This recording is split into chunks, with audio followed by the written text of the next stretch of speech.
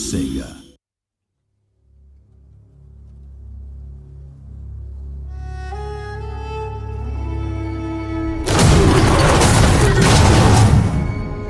Rome 2 is epic in scale. It's a world-spanning, world-conquering game. To create that grandeur and that epic sense of scale, we need to create audio that really supports that.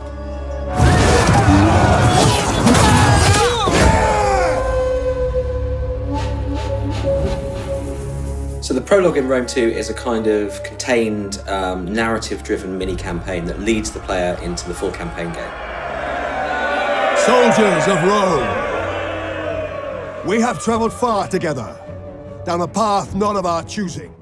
So we have Mark Strong playing the part of Silanus, who's the kind of protagonist in the prologue. Mark Strong is a great actor. He's worked in numerous films, Kick-Ass, Sherlock Holmes. Mark is perfect for the role. He's got power and gravitas. You can just feel the strength in his voice when he delivers a line. Fate and the cruelty of man compelled each of us to draw our weapons, stand back to back, and defend our lands against the common foe. He kind of starts off as a mid-rank Roman commander, and then as the prologue progresses, he sort of rises up in rank to eventually become a proconsul. He's a very accomplished military commander, the kind of guy you would follow into battle.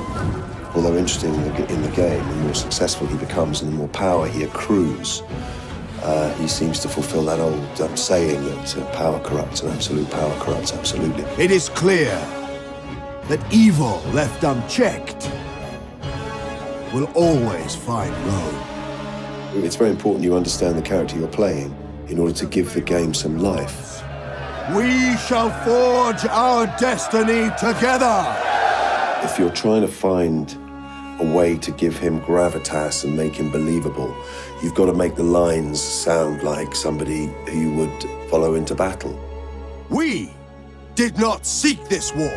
It is our homes at birth. So I've given him a kind of gravelly strength. He definitely draws the player into the game right from the start.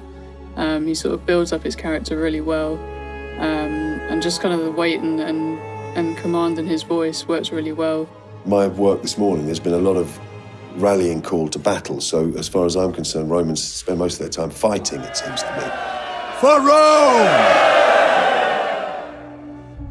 Music is incredibly important in Rome 2 because it sets the tone for the historical backdrop, and it really draws the player into the atmosphere of the ancient world.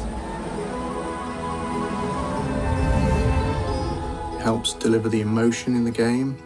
It helps deliver the grandeur and the spectacle. And it helps us to create an identification with a particular culture. Largely, the inspiration comes from the visuals and the game itself. It's usually a case of sitting down and playing the game, looking at still shots, prototype artwork. That's probably the biggest challenge, actually working out what do we make Rome sound like? What do we make Romans sound like? They must be punished!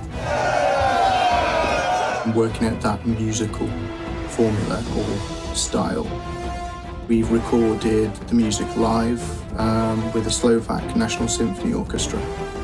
We'd worked with them previously, and I know the setup and the sound there, so it was a simple decision really.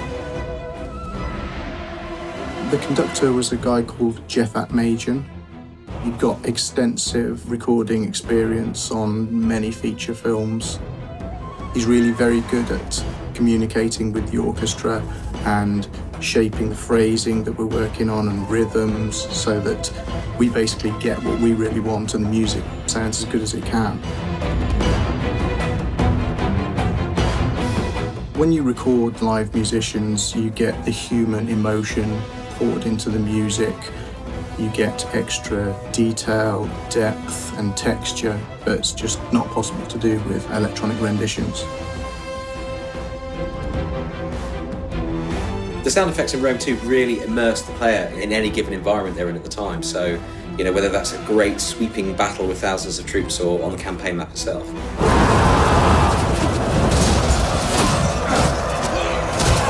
I think believability is probably the main reason that we need to have good sound effects. because you want people to make it feel like they're a general commanding an army as opposed to someone playing a game. This will never end. We recorded a lot of the assets ourselves here, as well as in the field, as well as at Shepparton Studios. And so we've recorded tens of thousands of individual assets that have been recorded from scratch. So that really does make the battlefield come alive when you can zoom into two guys fighting it out and hear exactly how we think it should sound in that era. Some of those guys really suffered for their art. We had them standing around in full suits of Roman armour being struck with blunt instruments to kind of replicate the sound of metal on metal that you hear in battle. Those guys really worked hard for us. So the metal shield was a car door impact, plastic bottle being hit, foley, body thumps, like a big body hit. We used a giant metal spatula for sword ring outs. We also created a new sort of faux Roman guy, which was a punching bag with helmets, and we bashed it with our fists and all that sort of stuff. It's not always what you expect it to be. The sound effects and audio for Rome 2 are utterly spectacular. We've got this incredible orchestral soundtrack. We've got this incredibly detailed, rich soundscape. You just have to hear it to believe it. Take it from me, you're going to need some bigger speakers.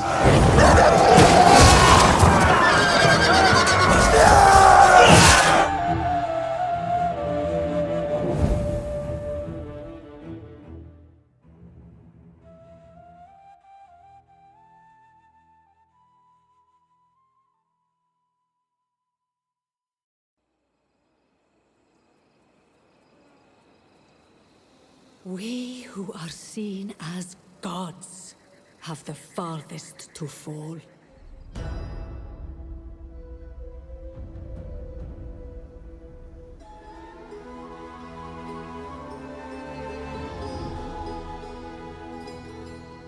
For have we not built the impossible?